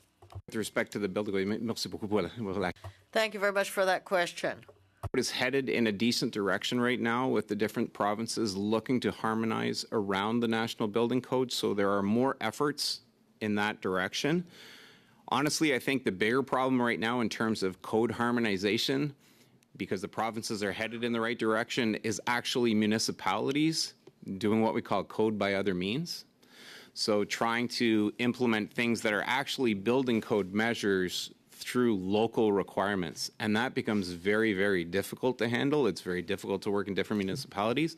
It frankly can become dangerous as well, because municipalities aren't well set up to look at all of the unintended consequences of doing one thing. Let's say I'll give you an example. In Alberta right now, we have issues around something that was done for fire safety that resulted in moisture in attics and moisture coming through ceilings. I won't get into all the details, but that's what happens when you're not going through a proper code process. So to your question about how do we harmonize to make it easier, the provinces are headed in the right directions. I think we need municipalities to follow provincial building codes that in turn are being based on the national building code, and that'll help a lot in terms of productivity and standardization. It's the same with products and materials. Some provinces have different requirements for different products, different standards. That's a big problem if you're a manufacturer in Canada. We have some great, for example, window manufacturers that have to manufacture to different standards depending on what province they're going in. At the same time, if a window is staying in a province, it doesn't have to actually adhere to the Energy Efficiency Act. So we could definitely clean all of that up, and that would make for much better productivity. Well, thank you so much, Mr. Lee. My conclusion of your comments is that I would not say that will be a never-ending problem, but it looks like. I'll say we're headed in the right direction. There is a lot of talk around harmonization. It is not easy, especially when building codes are the jurisdiction of the provinces. So for everybody to be looking to really now truly lever the national building code, that's a step in the right direction. What we don't need is a bunch of differentiators now at the municipal level. For your observation, Mr. Lee, I hope municipalities and provinces listen to us today. I would like to address another issue with Madame Ham from the RV industry. Madame Ham, we all know that your industry have been very touched and very affected by the pandemic, the first to get out and the last to get in. But now things are going better. But RV moving by gas. And now we see the price of gas rising very high. How do you think it will affect your industry? Yes, thank you very much for the question. We do get asked that a lot. There are a few different things. I think we've seen previously, people are concerned, obviously, about gas consumption and gas prices. Generally, what happens when the prices rise, the consumer utilizes their RV in a different manner. They tend to take shorter trips. They stay closer to home. They don't go quite as far. So we anticipate, campgrounds are getting full this summer, so we anticipate people will be utilizing their vehicles. And you do have to keep in mind that when the price of gas rises, it affects every type of travel. So we still have RV vacations are still very affordable. We are, as an industry, starting to look at other electric vehicles. Obviously, that's most of the industry is towable, but for motorized, you have some of the large manufacturers actually do have some electric vehicles out on the market now. So it's slow going. It's a little bit behind the auto industry, but we hope that within the next 10 years, you'll be seeing more of that. And so the industry will grow and expand in different ways and be less dependent on gas. Merci beaucoup, Madame Ham. Monsieur Deltel, je passerai par... Thank you. I would now give the floor. My questions are for Dean Iacobucci. Dean, it's a pleasure to see you. We've actually met before at the 2016 Admitted Students Weekend at Victoria College, and I do apologize because I did end up going somewhere else. My first question, I'd like to very humbly push back against the premise for your statements. You said the purpose of antitrust law is to protect competition, not to protect individual competitors. But couldn't one rhetorically argue that one of the best ways to protect competition is to protect individual competitors? That, one of the best ways to avoid adverse effects of competition would be such as price fixing or limitation or control of production or shared markets at sources of supply applying to similar conditions to equivalent transactions would be to protect individual competitors. So first of all, I'm sorry about your decision about law school. I hope it had nothing to do with our encounter. But thank you for your question. No, I think at times they can be quite consistent. That is, that protecting a competitor from certain practices helps promote competition. The danger, though, is that you start protecting competitors from what is in fact vigorous competition. And I should be clear that this line is not always super easy to draw. I mean, there's contestation over a practice that some people argue is competition on the merits, and other people argue is just a way to exclude or prey on a competitor. So I'm not saying the line is easily drawn, but I think the concepts are actually reasonably clear, which is competition on the merits, a better product, a lower price. That can be really hard on a competitor, right? Because if your product isn't as good, or if your costs are higher and you have to charge a higher price, then that better product and those lower prices are bad for you. Well, this is what I mean by saying competition law is not concerned about the competitor per se. That is, if that competitor is just not able to compete on price or quality, that's not the kind of competition. That's not the kind of competitor that's going to thrive in this market. That is actually just a manifestation of competition, right? So competition can be quite harmful to competitors. That's the whole idea. They're all trying to outdo one another, and so that can cause harm to one another. So that's the distinction, that competition policy is trying to protect the competitive process, is trying to protect competition. That will, in some circumstances, limit certain practices that harm competitors, but it will allow and indeed promote and encourage other kind of practices that may harm competitors, but are vigorous competition on the merits. Great. Thank you for that explanation. I think I can think back to law school where all the professors would say, most of the law is a line drawing exercise. Yeah, it is. There's judgment at the margins, for sure. My other question is, you said there's other legal tools that can protect SMEs, for example, tax law. Do you have expertise that, could you expand on the tax law point, or what are the other legal tools? Yeah, so I would not be, and I'm not an expert on tax law. I think it's one of those things, and even as we hear today, competition policy, it's certainly true, and this would also be true, I think, in other contexts, which is the particular industry might have certain needs that could be attended to There are certain practices that would have across market effects, like tax law, and I think there are other practices like improving infrastructure in national parks that might have other impacts on small SMEs in the RV business. So I think there's just it's a very broad range of things that you can imagine affecting the financial health of small and medium-sized enterprises. Labor laws are going to affect it. Health and safety regulations, the quantity of regulation generally is going to affect it. Conditions at the border, all kinds of things. So, I think there's just a wide range of tools that are available to think about promoting the health of SMEs and other aspects of our markets. Great. Thank you, Dean. Always a pleasure. Thank you. Merci beaucoup. Je passerai maintenant. Thank you, Mr. Généreux, now for 5 minutes. Thank you, Mr. Chair. Thank you to the witnesses. It's very interesting. Mr. Iacobucci, you haven't spoken about Roger and Sharp.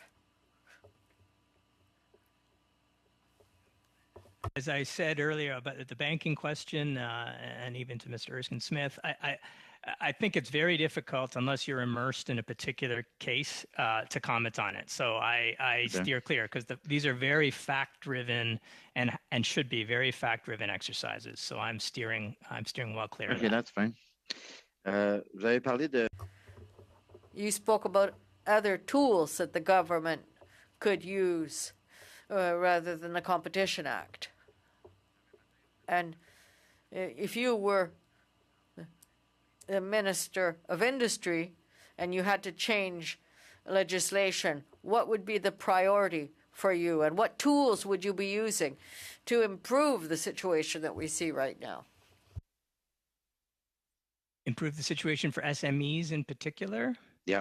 Yeah, this is probably quickly outside my very narrow areas of expertise. But what I would think would be the easiest priority, but probably harder to discover in practice, are just look at the kinds of obstacles to the health of SMEs that have other problems with them. So, if there is, and it's an if, but if there's over-regulation of certain, elements of the housing market, if approvals are too difficult for small contractors to make inroads, those are the kinds of things that probably make sense in their own right, but will also promote the health of SMEs. So, discovering those sorts of things, I think, would be the ideal. But of course, that's easy to say and probably harder to uncover things that don't serve a useful purpose and are easily changed. But that would be thank you, Thank you, Madame Catuella.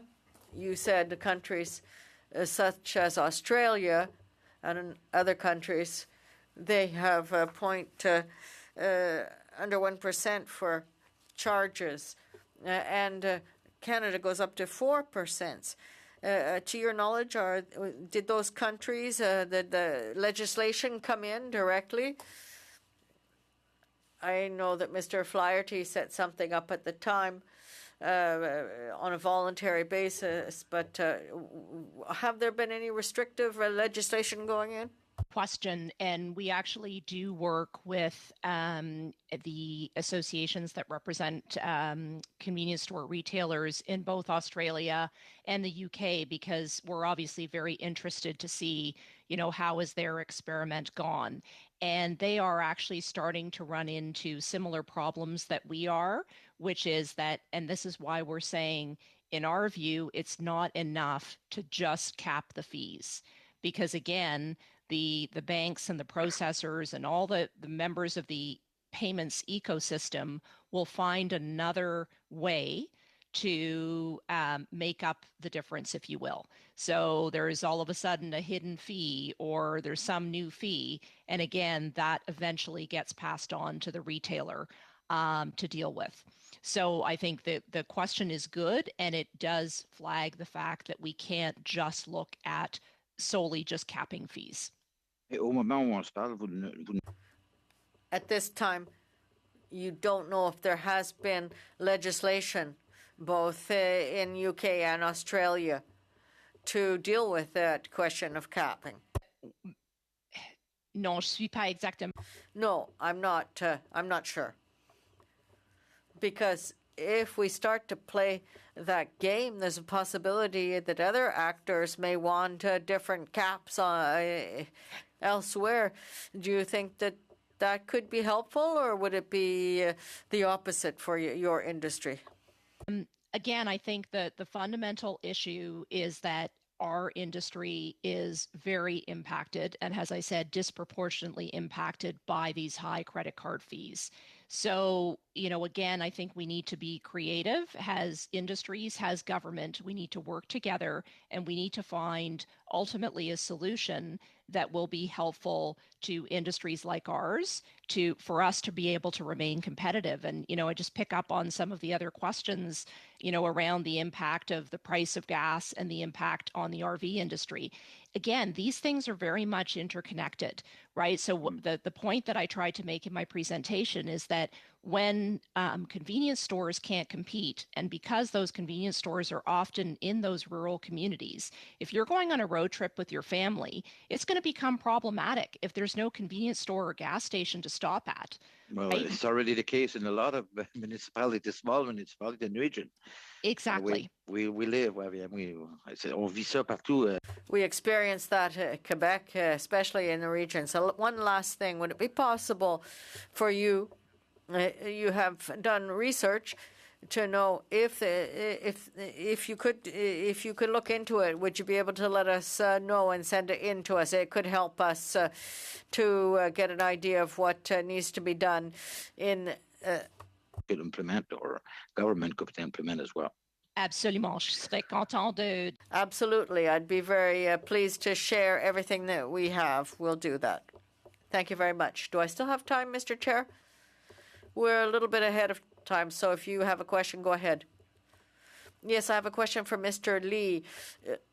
You spoke about affordability with housing, and you said that the government was going to be building 3.5 million buildings for housing for Canadians. Can you see that as a difference, or housing is whatever kind of housing? Well, we need both, and we need more of both. Affordable housing, social housing, though, requires different solutions than housing affordability. So housing affordability is really about, can Canadians afford to buy a house that they want to live in? Can they afford to rent without any kind of subsidy? And when we look at what's happened to house prices across the country and housing affordability in general over the past decade, it's gotten worse and worse. One of the biggest drivers is supply. Development taxes are another huge one. But the 3.5 million target is really about helping to get demand and supply in balance. That also helps avoid more and more people needing social housing, because if you don't fix housing affordability, you have more and more people lining up all the time. So we can't build our way out of the social housing dilemma. We have to fix housing affordability at the same time, and then we also have to find the best ways to support people who are in core housing need and need some sort of government assistance, not-for-profit assistance to help them get the housing that they need, and hopefully one day also get to a better place over time where they don't need that and there's an affordable place to move into to rent, or there's a rent-to-buy program or something like that that can help them move up and out. Even shared appreciation mortgages from not-for-profit organizations have been a great way of helping people who are sort of stuck in social housing, once they have a more steady income, even get into home ownership. Okay, merci beaucoup. Thank you very much. Thank you, Mr. Chair. Mr. Erskine Smith, 5 minutes. Thanks very much. Mr. Iacobucci, I'm sure you were tired of talking about the efficiencies defense, but I want to turn to Tervita, because you had indicated you had some concerns about the interpretation, and we've had some evidence before this committee that the court unnecessarily emphasized quantitative approach versus qualitative, and there's the street light effect that suggests that that may not be the best approach. Is that a concern that you share? I completely share it. Yeah. So I worry. I mean, when you look at Tervita itself, the outcome in that case, where there was a merger with a proven price increase, there was predictable price increase with negligible efficiencies yet somehow it succeeded on the efficiencies defense as a result of this requirement. Well, the Bureau didn't quantify quantifiable evidence. And I'm not sure what quantifiable means, for one thing, because in theory, economists, everything's quantifiable in theory. That's a problem. Secondly, it puts this unnecessary, I think, enforcement burden on the Bureau. I completely agree with them about that.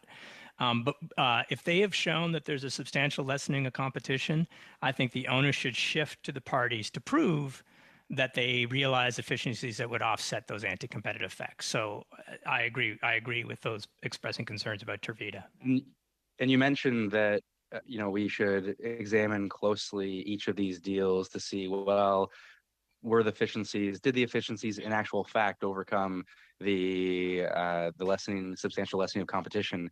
One unfortunate thing in Canada, though, is that my understanding is from speaking to lawyers in the space is their best advice to clients is, hold off on doing anything for a year, because after a year, the Bureau can't review the merger. So play nice for a year. Right. And the FTC can review 8 years later, they can attack. And shouldn't we as policymakers, if we want to get it right, make sure we get it right and say, well, if this merger was actually in actual fact problematic for competition, we're going to make sure the Bureau has the tools to undo it? I think there will always be a bias to ex ante review rather than ex post examination. I think for good reason, right? That is, the sort of costs ex post of breaking something up are pretty significant, whereas the costs of stopping something from happening are going to be much lower. But that said, I personally would be open to more kinds of ex post review. I'll give you an example of a really thorny kind of problem, which is the problem that, and it sounds like you've been looking at these a lot, but the nascent competitor problem when you have an acquisition of a small competitor. I think one of the things that I like about the changes in the BIA, I never got a chance to say, I'm not sure about that process, but I will say, one of the things I liked about it is this idea that there could be an abuse that's good for a competitor, but harmful to the competition, can now be covered by abusive dominance. I think something like a serial acquisitions of nascent competitors might be something that we have to look at ex post, and I would look at it as an abuse. We've done that before in Laid law, and then case law kind of made that impossible. But that's an example. So, sorry, that's a long-winded answer, but yes, I think it's a good one though. In a different context, and at the intersection of privacy and data and competition, we saw the acquisition of, say, Instagram by Facebook, and Facebook was privy to data that other competitors that could have acquired potentially Instagram did not have, and there's challenges from a competition front to that kind of acquisition as well. But nascent competitors, when you talk about oligopolies and the need in some cases for consolidation in a country like Canada, depending upon the space, airlines as being an example potentially. When we look at other jurisdictions, and we aren't alone in this challenge. Amazon, we have evidence that Amazon is increasing the fees that they're charging to small businesses on their platform. That's a problem, and it's a problem of the dominance of the platform. Similarly, though, in Canada, we've got grocery stores that are squeezing their suppliers, and other countries like the UK, for example, impose codes of conduct. So if competition law isn't going to be the answer, they find a different answer. Is in an oligopoly setting, do you think, where we can't encourage greater competition by way of the law, do you think a code of practice or a code of conduct is a ready solution? I'm skeptical. I'm not saying no, and my skepticism. There's two kinds of skepticism. One, and this goes back to something Mr. Mass said: voluntary codes of conduct may not have the force that you might want them to have. Not voluntary. Not okay. Voluntary, so these are imposed, and so these would be imposed on them and enforced. So what's the difference? So yeah, because you said the Bureau may not be best placed to talk about excessive pricing, but there may be a regulator that is enforcing a code of conduct that would have greater insight into that particular sector, and then they could talk excessive pricing in a more serious way. But yeah, okay, so fair enough. So so I think it's still, then my hesitation, there's two hesitations. I'll get my second one, which is that's really hard to do well. It's just really hard to do well. I wouldn't rule it out. I wouldn't, but if you, again, just think about the old kind of utility model of, energy generation and trying to figure out fair rate of return regulation and what prices should be set for kilowatt hours. And this is not a straightforward exercise. So, for the government to kind of take on doing this in more and more sectors where we see an absence of competition is going to be challenging. I'll just say that. So, as always, will you do more good than harm? And that I think would be a very open question. But to me, it's the right question, right? That is, let's not have these competition law institutions try to do something they weren't built for. Thanks very much. Thank you very much. Monsieur Lemire, 2 minutes 30. Mr. Lemire, you have 2.5 minutes. Thank you, Mr. Chair. Mr. Lee, last December in Washington, I was at a meeting on the issues of the Build Back Better bill in the States that would have different impacts in trade between Canada and the U.S., especially with respect to electric vehicles. But it's also true in the lumber conflict. And I know that home builders are allies of Canadians. Have you had exchanges with your American counterparts to see if we could see how this battle could be solved? Thank you for the question. It's a difficult question. I don't know that there's a great answer. Dispute has been going on for 30 years. It's the same deal every time.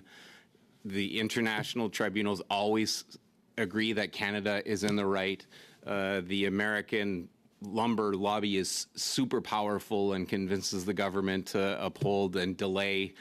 It's a ridiculous situation. Yes, we work closely with our American colleagues and the home builders who are adamantly opposed to the tariffs. I wish I could tell you I saw a future where that wasn't going to happen. It's something that both governments should really be working on. I think the Canadian government of all stripes has worked really hard over the years to try and come to terms with it, but it never goes away, and I don't know how it ever will. But hopefully this current one will get settled soon. Une solution qui m'apparaît. A solution that I think might be possible would be able to take it out of the WTO, and I wonder if it would be if the federal government could invest in small series that could happen in the forest regions, and so that there could have sawmills on location that could be useful for building infrastructure for building homes. Could that help to bring down the price of materials and help for the supply side? It's such a tricky situation. I think those types of ideas and looking at different alternatives is important. I mean, Canada has a tremendous lumber resource, and there's more we can do. There's more structural elements that can be made with the wood, and we're starting to go there. We were going to go there in faster fashion before lumber prices went up. Now it becomes questionable as to whether they can even be cost competitive with some of the more basic materials that they would compete with, like steel. But I do think some out-of-the-box thinking in that industry to support Canadian lumber and the entire industry that can be wrapped around that would be very beneficial. Merci beaucoup. Thank you very much. Thank you, Mr. Massey. You have 2 minutes. Thank you, Mr. Chair. And so, Mr. Akabuchi, sorry if this is redundant. I got dumped off the system, just got back on in time here. We're talking about voluntary versus mandatory agreements and so forth. Right now, the right to repair issue, the automotive aftermarket, we have a CASIS agreement, which is voluntary. And right now, the new EV vehicle entrants are not actually prescribing to it. So any suggestions on how to deal with that and whether or not enforcement should be the policy? It shows the weakness because, for vehicle repair, Tesla, for example, is opting out, whereas other OEMs are actually opting in. So it becomes a complication. Yeah, I'm sorry. I don't think I can say anything sort of knowledgeable or insightful about that. I mean, other than it is problematic when regulation applies to one part of the market and not another. That is not something that promotes kind of healthy competition if one has an advantage over the others because they just ignore or otherwise are regulated differently. Yeah, could that be actually used then as a competitive advantage by those opting out? And I think that's why you saw maybe some of the increase of the amps, perhaps as the response. But can companies use that as a wedge for dominance in the market if they opt out of these practices? I don't know whether it'd be enough to give them a sufficient advantage to establish dominance. I just don't know nearly enough about the particulars. But there is something problematic when some players bear costs that others don't, and that's the result of either faulty regulation or people ignoring regulation. But I can't speak to the particulars, but I share your instincts that there's a relationship with competition there. Okay, thank you very much, and thank you, Mr. Chair. Thank you. We'll move to Mr. Cram for 5 minutes. Okay, thank you very much, Mr. Chair, and thank you to all the witnesses for joining us today. Mr. Lee, from the Home Builders Association, you identified municipalities as the #1 challenge facing your industry. Could you identify, what are some of the challenges that municipalities bring to the building of houses, and are some municipalities more challenging than others? Yes, definitely some municipalities are more challenging than others. There is a lot of process. Accessibility to developable land is a big challenge. Development taxes are another huge challenge. We've actually done a municipal benchmarking study assessing different cities across the country for all of these different barriers or opportunities. Looking at who's got best practices that others could follow to help get more supply online. And so certainly when I was talking about the #1 challenge, when we're talking about getting more supply online, it ends up being the bottleneck most of the time is around the municipal processes and getting access to land. Also, I think to be fair, too, we have to talk about what the communities of the future are going to look like in terms of intensification. Any kind of development that's building up or within city limits and neighborhoods faces a ton of NIMBYism, and making sure we have smart ways to deal with it where the community concerns can be heard, but also that it doesn't derail or completely stop projects is really important, and that's municipal process as well, but it's also tricky local municipal politics. Okay, understood. In your opening statement, you also mentioned drywall duty. I will admit this is the first I've heard of that one. Could you elaborate what is the drywall duty and how is it a challenge to your business? Yeah, so it applies to Western Canada. A certain manufacturer is the main manufacturer in all of Western Canada. Accused Americans of dumping drywall into Canada 5 years ago. At the time when we were trying to rebuild Fort McMurray and other places, it was a big issue. And so at that time, we were at least able to get the tariff reduced quite a bit by looking not only at the impact on the manufacturer, but also on the end users, and principally home buyers and homeowners. So that duty lasted for 5 years. It has just in the past few days been determined by CBSA that there is a likelihood of continued dumping. So it's going back to the trade tribunal to again assess what the duty should be. And again, we would say seems like a questionable duty because there's one company that's got basically a monopoly in Western Canada, speaking of oligopolies and trade competition and all the rest. It also at a time when we really can't afford to have even more impacts, increase in costs of construction materials. So we'll be engaged heavily in that. Okay, thank you. Thank you very much. I would like to shift gears now to Ms. Kathawala from the Convenience Industry Council. You've mentioned quite a few times now the problem of credit card fees, and I haven't quite got my head around where you're coming from. I've heard that other countries like Australia and the EU have capped their fees, and there needs to be a cap on fees. But I also believe I heard you say that it's not enough to just cap the credit card fees because hidden fees and costs will creep up in other ways. So are you in favor of the government putting a cap on the credit card fees, or what should the government do when it comes to the credit cards? Yeah, we're definitely in favor of a cap on fees. We're just saying that now we have seen, as a result of COVID and a number of changes in the system, that simply capping the fees is not sufficient. So we actually need to take a look at making sure that we close any loopholes so that other parts of the ecosystem don't then turn around and make up for that cap and charge a fee in some other way. And can you give us a heads up as to what some of those loopholes may be? Are there any obvious culprits that we should be aware of? Again, I'm not sort of the expert, but when we talk to this information came out of talking to our members, surveying our members to better understand, did the voluntary code of conduct work? And they basically said, well, the voluntary code of conduct somewhat worked in the sense that the fees were kept at the rate that they were supposed to be at voluntarily. However, the credit card companies and processors found other ways to charge for transactions. So again, I'm happy to share with the committee afterwards a few of the tangible examples of where we're seeing that creep in terms of hidden fees. If you could provide a written submission of some of those tangible examples, that would be very helpful. And Mr. Chair, I believe I'm out of time, so we'll leave it at that. Thank you. Thank you. Thank you very much. And finally, for our last round of questions, Mr. Fillmore for 5 minutes. Thanks, Chair. I'm going to direct my questions to you, Mr. Lee.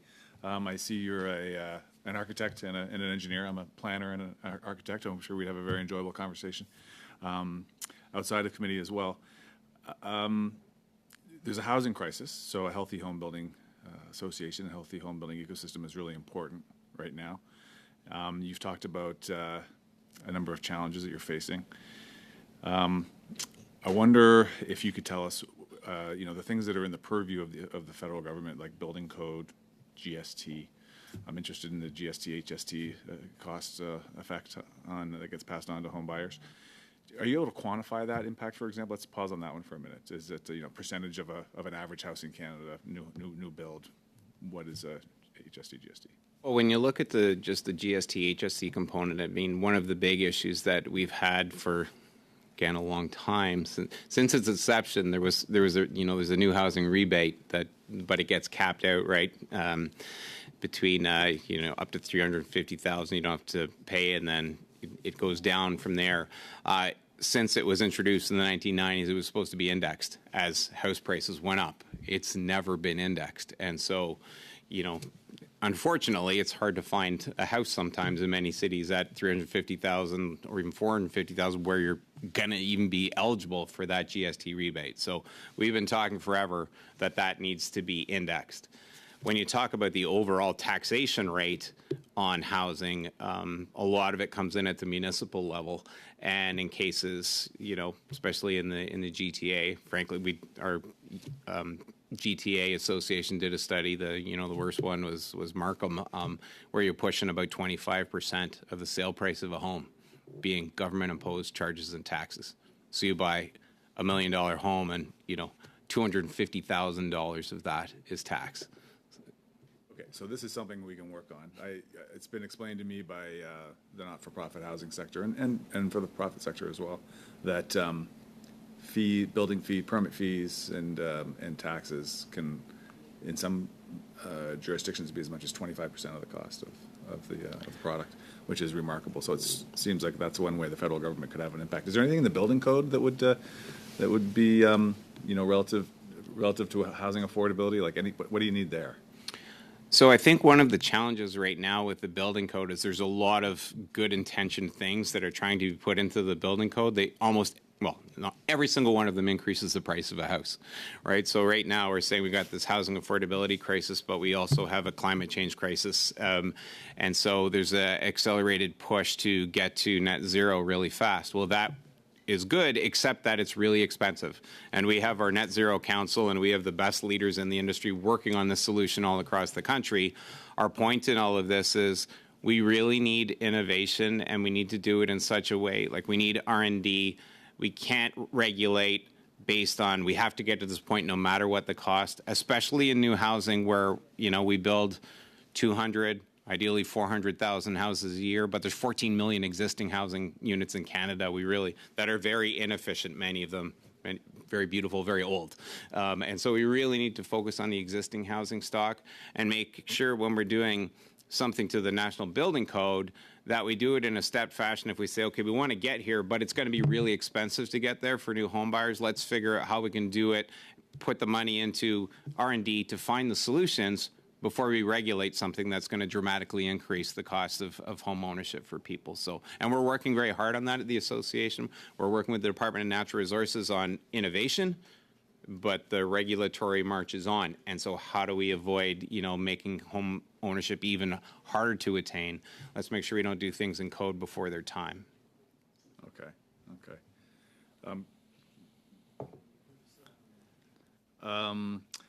So many jurisdictions are now finding that provincial governments are kind of interfering in municipal business to try to accelerate the production of housing. So in Nova Scotia, the Premier created a special housing commission that, in effect, is discarding municipal plans that have been heavily consulted with community. This is causing NIMBYism.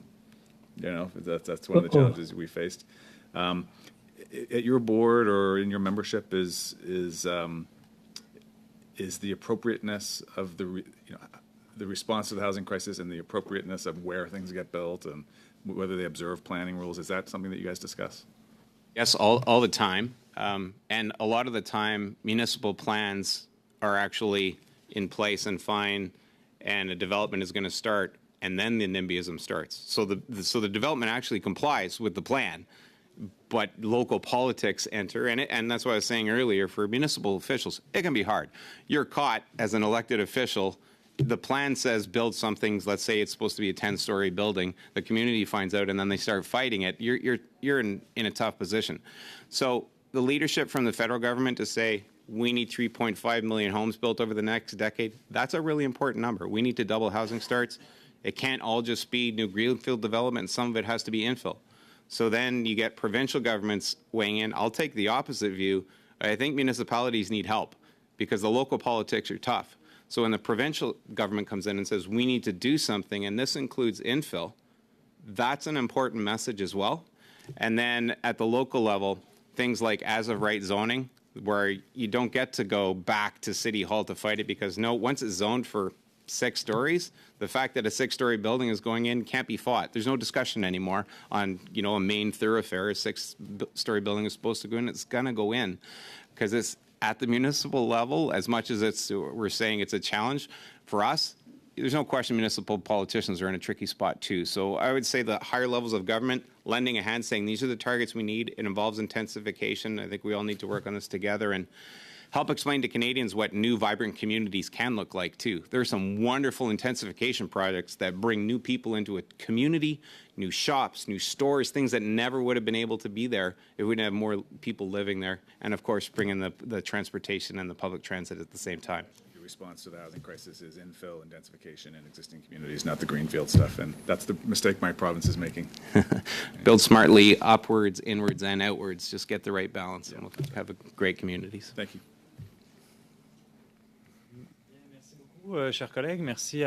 Thank you very much, colleagues. Thank you to the witnesses who came here today. It was very interesting, and I'm very pleased to say we're able to finish at time, and that's great. So thanks again to our witnesses, colleagues, and all of the technical support, as well as the we are now ended.